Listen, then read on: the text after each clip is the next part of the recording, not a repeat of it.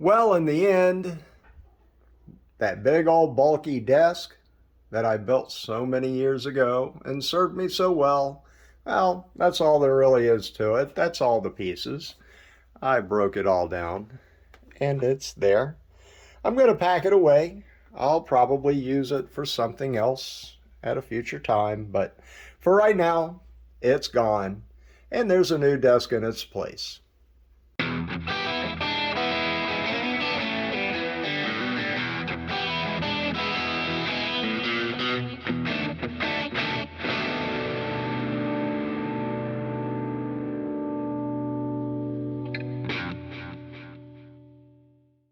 Howdy folks, thank you for clicking on the video. Welcome to the channel, glad you are here. This is part 2 of my little studio improvement project to free up space. Space has been at a premium in this little room for a while. It has made it very difficult to get anything done in here, and something had to happen, and that something was to get that behemoth of a desk out of here. You know, that pile of lumber you saw there at the beginning, yeah, it had to go. It took up way too much room. I've got a more space saving, a little bit more compact desk put together over here. A little more compact, but considerably flimsier. So that's one of the downsides. There are a couple of things about the desk I don't like, but I think I can make it work. I've got it set up, I've got stuff on it and hooked up and in a working state. However, I'm going to have to unhook it all and move some things around. I don't like the current configuration that I started off with. Didn't quite work out how I want, but I'll show you what I got so far.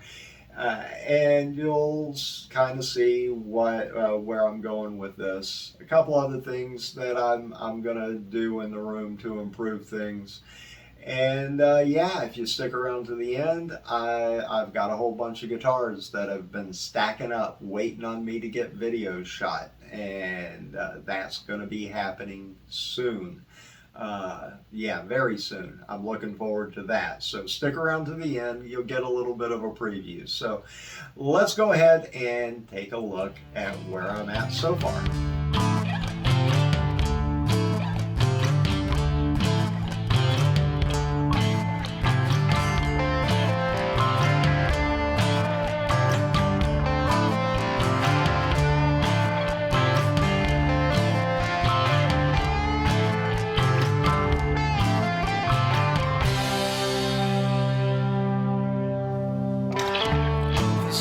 All right, enough of that. Let's just get on with it. Let me show you what I've got going on here so far. I can already tell you there's going to be some changes, but I'll show you what I'm thinking.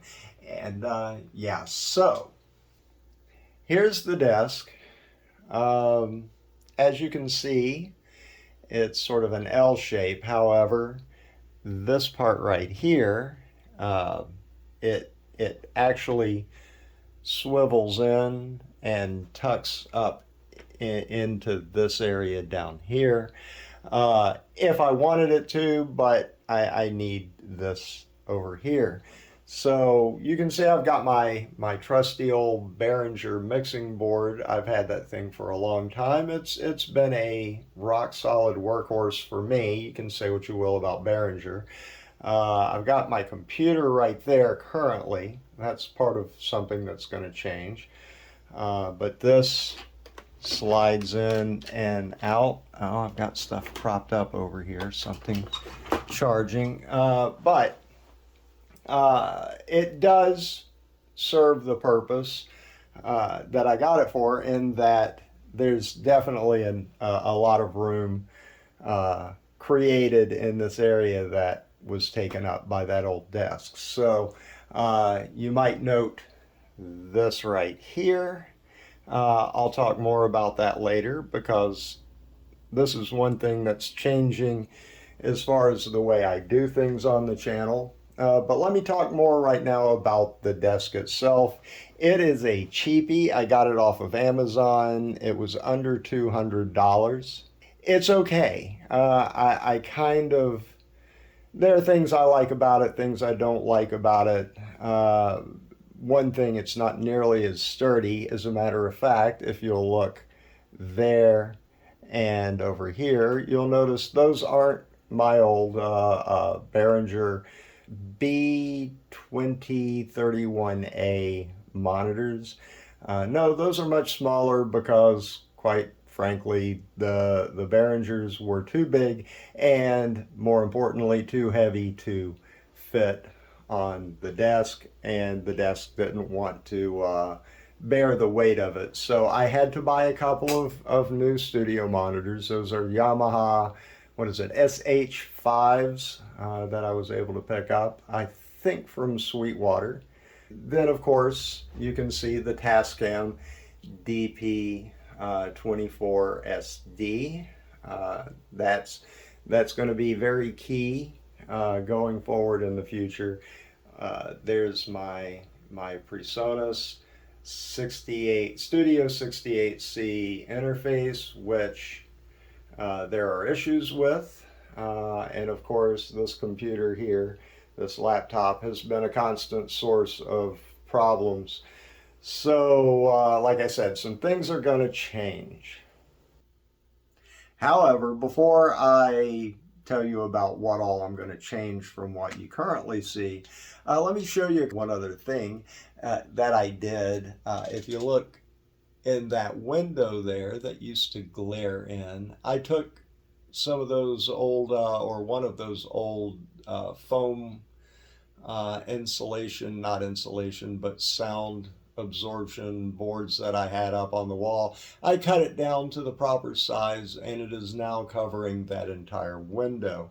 And it actually makes a good difference, or a big difference in here, because the light never stays the same. With the way the sun goes across during the day, the light's constantly changing. It's a battle to film in here with the changing light, all that kind of stuff.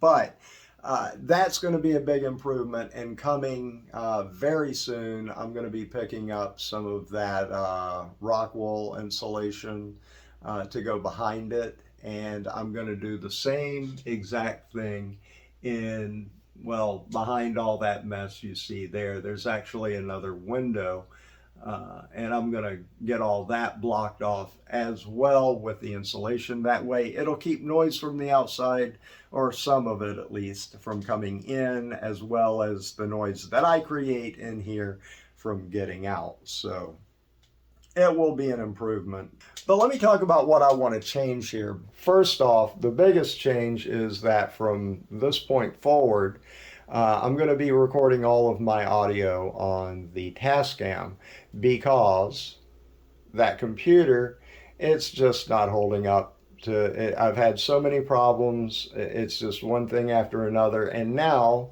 for whatever reason, my Studio One software does not want to recognize that particular interface.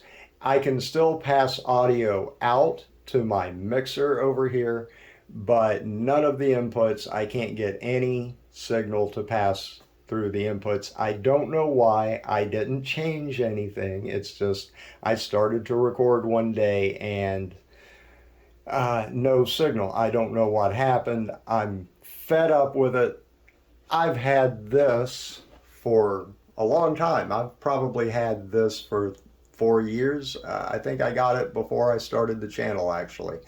And I used it a little bit at first. I kind of got frustrated with it because there's a learning curve to go with it, and I didn't want to spend the time on it. But I think from now on, I'm going to have to get good at using this thing. This is the way to go for me, and that's where all the guitar and whatnot is going to be recorded to for the channel.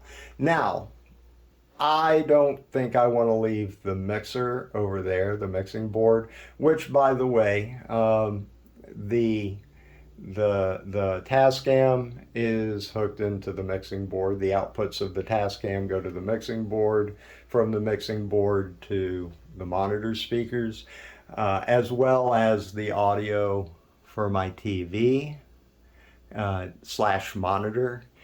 It's up there, and the audio from that also goes to the mixing board as well as the computer. Uh, so, but I think I would rather have the computer over here and the mixing board on this.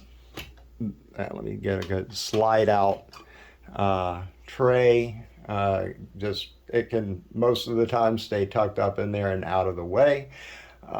And the computer I think would work better over here, and that way it would free up enough space. Right now, if you look underneath, you see my Spark 40 under there. I use that a lot, and I thought I'd be okay just keeping it tucked under there. No, I want to get it up here on top of the desk, because I use that almost on a daily basis, pretty much on a daily basis. And as you can tell right now, I'm just using the bottom shelf down here for essentials, you know, snacks and well, yeah, essentials, like I said.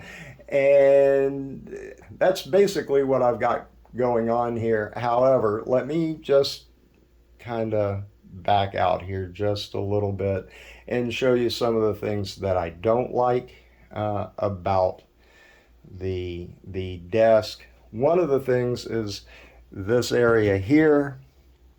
I wish it ended about here, and at some point I may end up taking a saw and cutting probably from about right there, just straight across.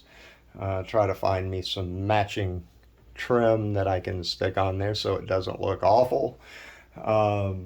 But yeah, it's just that part's just a little too wide. I don't really need that much surface there. And it sticks over into there. Because after all, the whole goal here is to create space. And that's, I mean, I have. If you look over here where my garbage can is, but there's one of my cameras.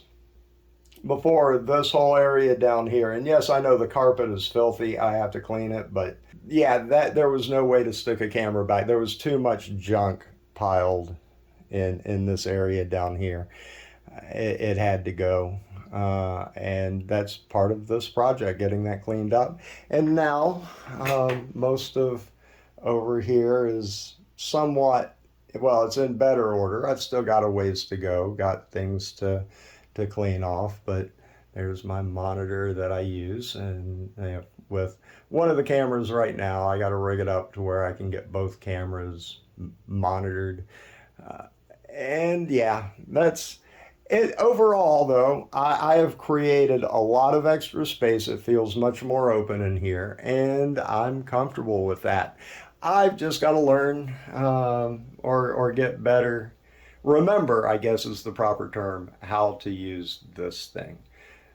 All right, that's enough of this. That's where I'm at. I even added a little backlighting to the TV up there. It looks good. I'm happy with everything. And yeah. Okay, so that's enough of that. I did, however, promise I'm going to give you a little preview, and if you've got a keen eye, if you've been looking as I pan around, you may have noticed some of the things that are going to be coming up on the channel. Like right behind me, you'll see this, let's see, let me see if I can point. Yeah, right, wait, let me get, there we go, right there. Yeah, that paranormal Cabronita. It is a Squier Paranormal Cabronita. Awesome. I got a great deal on that guitar back around the holidays, back last Christmas.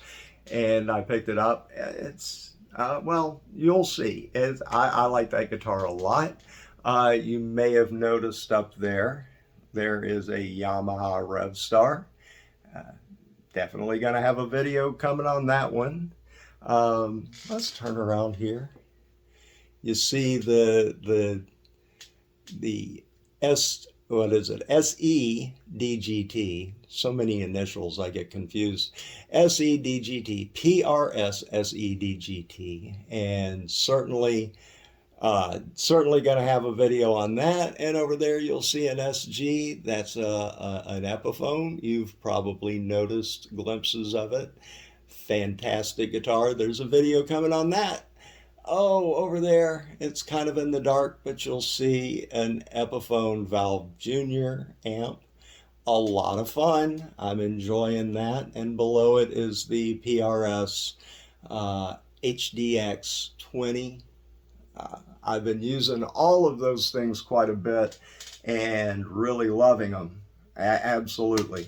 Also, got a pedal board build I've been threatening to do. It's getting closer. I've pretty much narrowed down all the pedals. I'm going through the final stages of deciding which pedals I want to use on that particular build.